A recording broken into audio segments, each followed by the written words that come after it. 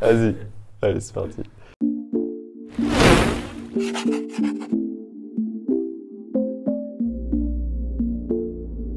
L'espace entreprise propose différents types d'événements à ses clients. Congrès, expositions, roadshow, conférences, événements publics ou privés dans le domaine culturel, sportif ou social. Chaque événement touche des compétences du plan d'études. et nous pouvons nous adapter aux besoins de nos clients. Depuis notre premier événement organisé avec un client réel en 2014. Nous avons travaillé avec des clients très variés, que ce soit des associations, des fondations. Des ONG ou encore des services de l'État. J'ai participé à la journée porte ouverte et à la soirée. Et on a fait ça, c'était une journée porte ouverte pour les 50 qualifs. Et la journée, c'était plus public et la soirée, c'était plus privé. Alors, la Fondation Calif, c'est un lieu qui accueille des jeunes gens de moins de 25 ans ou des gens de 50 ans et plus qui sont dans une difficulté d'insertion professionnelle. On était un département complet, on était vers environ 12 apprentis et on a participé à leur porte ouverte. On a fait l'accueil, le vestiaire. Mais aussi récolter les feedbacks des visiteurs et puis évidemment être une présence accueillante, bienveillante et souriante. Alors, durant ces portes ouvertes, la collaboration avec les apprentis de l'espace entreprise s'est vraiment très bien passée.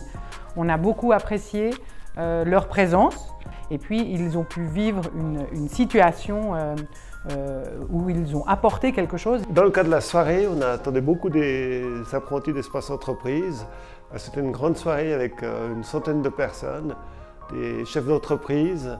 Et donc il a fallu accueillir les gens, gérer le vestiaire, gérer la nourriture qui était mise à disposition après la conférence. Donc ça, ils ont fait vraiment ça avec beaucoup de professionnalisme. On a accueilli les invités, on était à la barre et on s'est occupé pour les vestiaires. Aussi, on a filmé durant leur événement. On a photographié des invités. On a distribué les badges durant l'événement. Ils se sont retrouvés confrontés à une vraie entreprise. Et donc c'était un contexte vraiment professionnel, une belle expérience de travail. J'avais jamais participé à un événement et j'avais jamais participé aussi à une porte ouverte et à une soirée privée. Ce que j'ai appris, c'est à communiquer plus avec les gens et à les accueillir. Samedi de partage, c'est une organisation où 2 jours par année, il y a des bénévoles qui vont dans les supermarchés, qui récoltent de la nourriture ou des produits de première nécessité pour ensuite les donner aux gens qui en ont besoin. Ça fait plaisir d'aider les gens dans le besoin. Par rapport à mes origines, je suis née en Colombie et là-bas il y a beaucoup de pauvreté, il y a des gens qui meurent de la famine. Donc voilà, je pense que c'est quelque chose dans laquelle je peux aider et je pense que c'est bien aider les gens qui ont besoin et dans ces moments de pandémie, c'est nécessaire. On a commencé à collaborer en 2019 quand on a en fait repris tout le recrutement des bénévoles et l'idée était que les stagiaires m'aident à pouvoir recruter, inscrire les bénévoles et puis au fil de cette collaboration, on s'est rendu compte que de part et d'autre, il y avait une réelle volonté de pouvoir participer et travailler ensemble. C'est pourquoi, dans le courant de l'année dernière, Espace Entreprise est devenu membre à part entière de l'association Samedi du Partage. On a dû être devant, de donner des sacs, expliquer aux gens ce qu'il fallait faire et pourquoi on faisait ça, et récolter ensuite les sacs pour les mettre dans un bac. Donc il y a eu à peu près 210 stagiaires apprentis qui nous ont soutenus entre le vendredi et le samedi pour pouvoir compléter les équipes de bénévoles au sein des magasins. J'ai appris à intervenir, leur expliquer ce que c'était. Que pas tous les clients sont sympas. Il y a des gens qui est allé seulement pour ça, pour récolter la nourriture et pour donner aux gens. Il y a des gens aussi qui ne nous ont pas même écoutés. Et je pense que c'est un petit peu d'être solidaire, d'écouter. Si tu n'as pas envie de participer, c'est compréhensible, mais au moins écouter et un peu de respect, non? Le projet de la chaîne humaine UNICEF, c'est un projet humanitaire qui a pour but de rassembler un maximum de gens pour créer le buzz pour mettre en avant l'UNICEF et ce que fait cette organisation internationale? Pour moi, en tout cas, ça a été important parce que c'est vrai que du nom, on connaît, je pense que la plupart des gens connaissent UNICEF, mais ne savent pas réellement en détail en fait qu'est-ce que c'est UNICEF, qu'est-ce que les personnes qui travaillent dans cette association font. C'est la première fois que l'espace entreprise travaillait avec une organisation des Nations Unies et on avait vraiment envie de faire un beau projet. Donc avant l'événement, la tâche que moi j'ai dû réaliser avec les stagiaires, c'était de la prospection de lieux pour la vente de cahiers de coloriage pour aider les jeunes enfants défavorisés dans le monde entier. Donc moi j'ai dû m'occuper du suivi en fait, des emails, de vérifier aussi les fautes d'orthographe, la grammaire, la syntaxe, toutes ces choses-là, parce qu'il faut quand même un minimum de présentation pour être pris au sérieux justement pour un projet qu'on met en avant.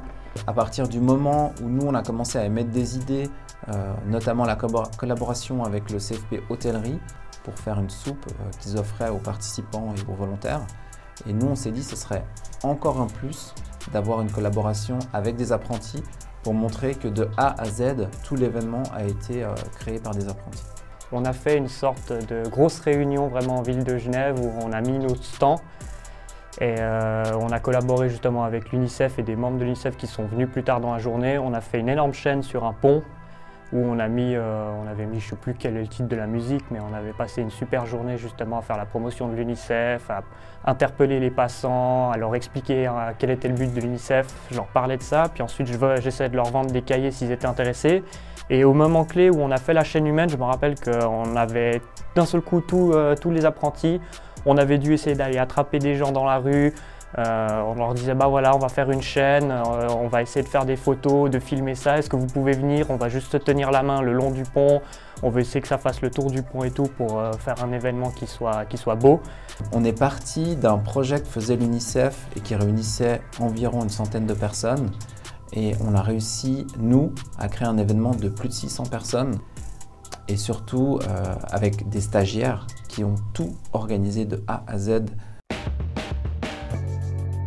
C'était un très gros événement pour le CFPcom et pour l'espace entreprise qui l'a organisé. Donc évidemment, les stagiaires qui sont restés avec nous sur une très longue période ont pu s'impliquer à fond dans le projet. C'est vrai que notre stand, c'était quand même l'un des plus visités. Parce que les gens, ils connaissent pas forcément tous les métiers. Il y a beaucoup de métiers qui sont intéressants. On a commencé à imaginer le stand bien en avance, donc plus d'une année avant, je crois. Et puis, on a évidemment réfléchi à quelles étaient les attentes des jeunes qui allaient venir sur ce stand et puis des différents publics cibles. Et puis on avait aussi envie que ce soit quelque chose d'assez original. On a voulu vraiment représenter l'activité de l'espace entreprise par rapport à la pratique, puisque le stand était censé représenter donc tout le CFP commerce et ce côté pratique qu'on voulait mettre en avant. Donc on a essayé de faire en sorte que le stand soit le plus vivant possible.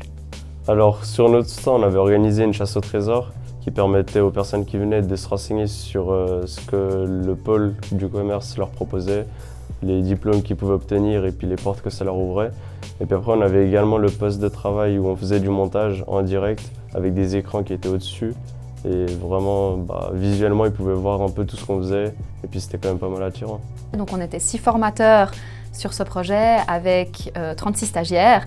Donc on a réparti les tâches entre ceux qui s'occupaient de la gestion des réseaux sociaux, ceux qui allaient s'occuper plutôt de l'esthétique du stand, du concept du stand, et puis également tous ceux qui allaient s'occuper plutôt de l'accueil. Alors je me suis occupée de la page Instagram et aussi on a fait un essai sur Snapchat.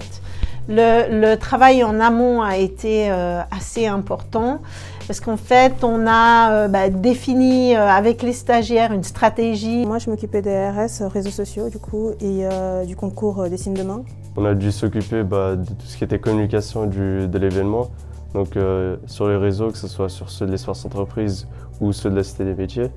Et on s'est dit, mais il nous faudrait des influenceurs. Et puis après, on s'est dit aussi qu'il nous faudrait avoir différents concours pour animer cette page. Ça leur a permis de développer énormément de compétences de communication, de marketing, gestion des réseaux sociaux, animation d'une communauté, mais également tout ce qui concerne l'organisation d'événements, le contact avec le client. Ils étaient tous fiers, ils étaient très heureux de pouvoir accueillir sur le stand leurs proches et également leurs copains qui venaient visiter le stand à la Cité des métiers. Alors on a créé FestiShock en fait en 2005 parce que l'objectif c'était d'essayer d'amener une nouvelle animation et dynamiser la ville et également par là même faire une promotion économique de la ville étant donné qu'on a le siège de Favarger qui est à Versoix et on avait également un artisan Marc-André Cartier qui avait aussi ses boutiques à Versoix. C'est un festival qui a attiré 60 000 personnes environ en 2019. Il y a pas mal d'animations, donc on a 34 artisans chocolatiers que suisses qui sont présents. Avant l'événement, j'ai dû m'occuper, j'étais responsable des activités à FestiShock. En tout, j'ai dû m'occuper plus précisément du terrier et de la chasse au trésor. En tout, j'ai dû m'occuper de A à Z, le matériel, les aliments, et le terrier, tout ce qui était infrastructure informatique, tout ce qui était matériel aussi. Il y a la communication sur les réseaux sociaux également, qui était un point important que l'on a travaillé avec vous sur toutes les éditions. On a bien entendu à travers les réseaux sociaux présenté des artisans chocolatiers qui participaient à chaque édition.